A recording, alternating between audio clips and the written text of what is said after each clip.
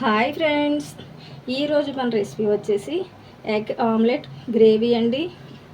ముందుగా నేను ఇలా ఒక 6 గుడ్లని చితగొట్టుకొని దాన్ని ఆమ్లెట్గా వేసుకొని ఒక కప్పుతో దేంతోనైనా మీరు ఈ విధంగా ఏ షేప్ కావాలంటే ఆ షేప్ ఇలా కట్ చేసుకున్నాను.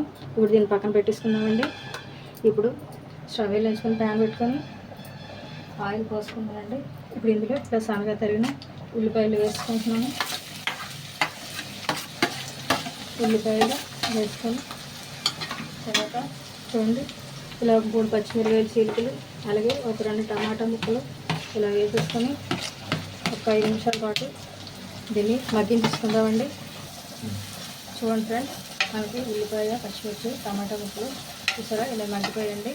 ఇప్పుడు ఇందులోని ఒక స్పూను అల్లం వెల్లుల్లి పేస్ట్ వేసుకొని పచ్చి వాసన పోయేంత వరకు ఒక్క నిమిషం పాటు ఇలా వేయించుకుందామండి. చూడండి ఫ్రెండ్స్, మనకి అల్లం వెల్లుల్లి కూడా ఇలా వేసేయండి. ఇప్పుడు మనం ముందుగా తయారు చేసి పెట్టుకున్న ఆమ్లెట్ ముక్కల్ని ఇలా వేసేసుకుందాం. ఇప్పుడు ఇందులోనే రుచి సరిపడా కారం ఉప్పు వేసుకుందామండి.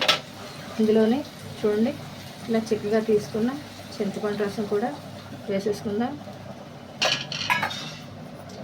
దీంట్లోనే కొంచెం చాలా కొద్దిగా చూడండి ఇలా నీళ్ళు పోసుకొని కలిపేసుకొని మూత పెట్టేసుకుందామండి.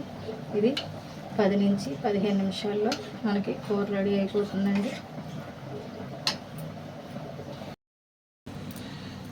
చూడండి ఫ్రెండ్స్, 10 నుంచి 15 నిమిషాల పాటు ఉడికించుకున్నామండి. చూడండి మనకి ఎగ్ గ్రేవీ ఆమ్లెట్ గ్రేవీ అయిపోయిందండి. ఇప్పుడు స్టవ్ ఆఫ్ చేసుకుందామండి.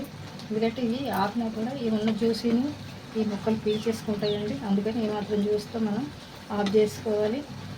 అంతేనండి, ఎంతో రుచిగా ఉండే ఎగ్ ఆమ్లెట్ గ్రేవీ రెడీ అయిపోయిందండి. Thank you for watching. Please subscribe my channel.